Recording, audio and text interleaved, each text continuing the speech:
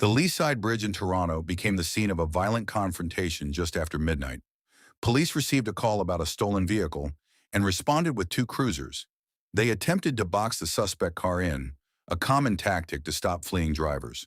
But when an officer stepped out onto the pavement, the situation changed instantly. The stolen car lunged forward and struck the officer with significant force. In response, that officer drew his firearm and fired multiple shots at the vehicle.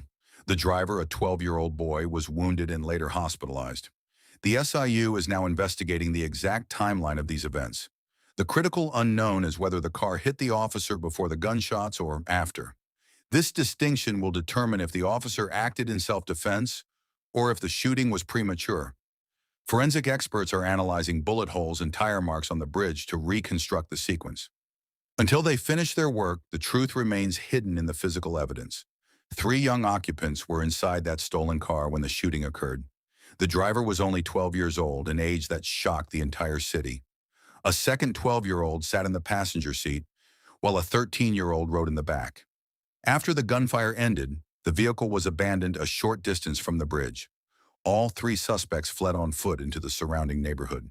Police quickly apprehended the wounded driver, who was taken to the hospital with serious but non-life-threatening injuries. The second 12-year-old was also captured without resistance. However, the 13-year-old managed to disappear into the night and remains at large. Officers have established a wide perimeter and are searching backyards, garages, and public transit routes. The youth of these suspects has raised difficult questions about supervision and parental responsibility.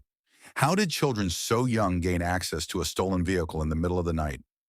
The investigation continues to expand as police work to locate the missing teenager before any further incidents occur. The SIU faces two possible sequences of events, each carrying profound legal consequences. In the first scenario, the officer approached the vehicle, and the 12-year-old driver deliberately accelerated, striking the officer with the car. The officer, facing an assault with a deadly weapon, fired multiple rounds to protect himself. This version supports the attempted murder charge against the driver. In the second scenario, the officer discharged his firearm before any contact occurred. The driver, struck by bullets, lost control of the car and inadvertently rolled into the officer. This version would shift scrutiny toward the officer's decision to shoot. The physical evidence on the bridge holds the answer. Investigators are measuring the distance between the officer's initial position and the final resting place of the vehicle. They are examining shell casings, bullet trajectories, and impact points on the stolen car.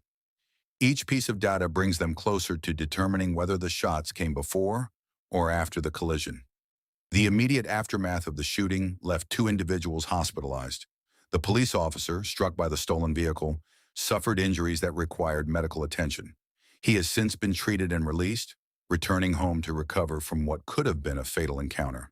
The 12-year-old driver sustained serious wounds from the gunfire, though the SIU has confirmed those injuries are not life-threatening.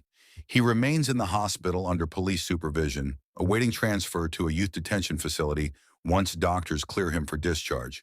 The second 12-year-old, apprehended without injury, is already in custody. Meanwhile, the outstanding 13-year-old has not been located, extending the search across the eastern districts of Toronto. Residents reported hearing the gunshots and the subsequent commotion of emergency vehicles racing to the bridge. The entire area was closed for hours as forensic teams combed every inch of pavement. The officer's physical recovery is expected, but the psychological weight of discharging a firearm at a child may linger far longer. The 12-year-old driver faces a formidable array of legal charges: attempted murder, assault on a police officer, and theft of a motor vehicle. Under Canada's Youth Criminal Justice Act, the courts generally emphasize rehabilitation and reintegration for minors. However, the severity of attempted murder often overrides leniency, potentially leading to significant custodial sentences in youth detention facilities. The length of any sentence will depend heavily on the SIU's determination of the driver's intent. If the officer was struck first, prosecutors will argue the driver deliberately weaponized the car. If the officer fired first, the defense will claim the driver acted under extreme duress.